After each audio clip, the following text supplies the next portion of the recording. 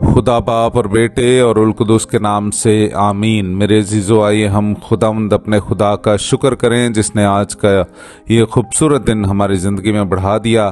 तो आइए अजीज़ो, हम आज के दिन का आगाज़ बाइबल मुक़द्दस की तिलावतों से करते हैं। आज की पहली तिलावत तकवीन की किताब, उसका 3 बाब, पहली आयत से लेकर 8वीं आयत तक। और सांप ज़मीन के सब जानवरों से जिन्हें खुदावंद खुदा बना चुका था मक्कार था। उसने औरत से कहा, क्या दर हकीकत खुदा ने तुम्हें हुक्म दिया है कि तुम बाग के किसी दरख्त का फल ना खाना? और औरत ने सांप से कहा कि बाग के हर दरख्त का फल हम खाते तो हैं, मगर जो दरख्त बाग के दरमियान है खुदा ने सिर्फ उसकी बाबत हुक्म दिया कि फल ना खाना और ना छूना, वरना मर जाओगे। तब सांप ने औरत से कहा, तुम हरगिज न मरोगे, बल्कि खुदा जानता है कि जिस दिन तुम उससे खाओगे तुम्हारी आंखें खुल जाएंगी और तुम खुदा की मानिद नेक व बद के जानने वाले बन जाओगे।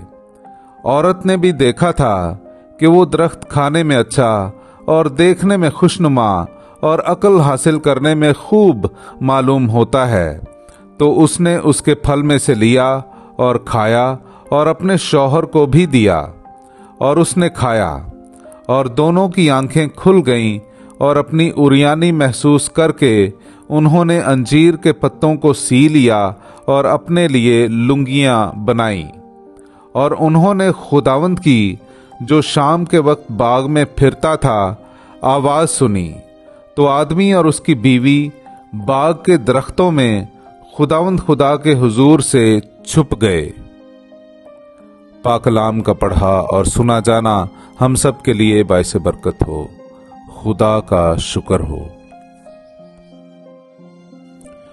मेरे अजीजों, आइए हम खुदावंद अपने खुदा की हम्दो तारीफ करें। मैं आपके सामने पढ़ूंगा ज़बूर नंबर 32, उसकी पहली, दूसरी और फिर 5वीं आयत से लेकर 7वीं आयत तक। मुबारक है वो जिसका गुनाह बख्शा गया है और जिसकी खता ढांपी गई है। मुबारक है वो आदमी जिसकी तकसीर खुदावंद हिसाब में नहीं लाता और जिसके दिल में मकर नहीं। मैंने तेरे पास अपने गुनाह का इकरार किया और अपना कसूर नहीं छुपाया। मैंने कहा कि मैं खुदावंद के आगे अपने गुनाह का एतराफ़ करता हूँ और तूने मेरी खता की बदी बख्श दी। इसलिए हर एक दीनदार तंगी के वक्त तुझसे दुआ करेगा। जब बड़ा सैलाब होगा तो वो भी उस तक नहीं पहुंचेगा। तू मेरी जाए पनाह है, तू मुझे मसाइब से बचाएगा, तू नजात के जश्न से मुझे घेर लेगा। पाकलाम का पढ़ा और सुना जाना हम सब के लिए बाइसे बरकत हो। खुदा का शुक्र हो।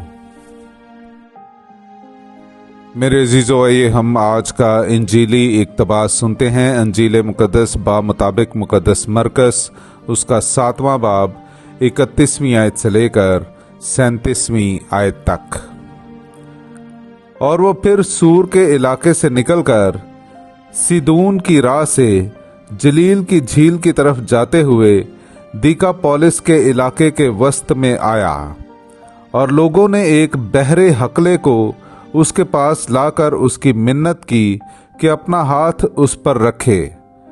और वो उसे हुजूम में से अलग ले गया और अपनी उंगलियां उसके कानों में डालीं और लुआब लगाकर उसकी जुबान छुई और आसमान की तरफ नजर करके आह भरी और उससे कहा, इफ्ता, यानी खुल जा।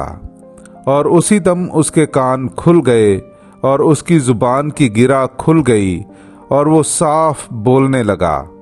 और उसने उन्हें हुक्म दिया कि किसी से ना कहें, लेकिन जितना वो उन्हें मना करता था उतना ही ज्यादा वो चर्चा करते रहे।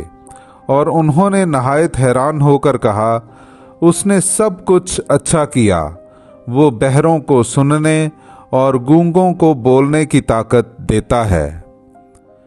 पाकलाम का पढ़ा और सुना जाना हम सब के लिए बाइसे बरकत हो। खुदा का शुक्र हो।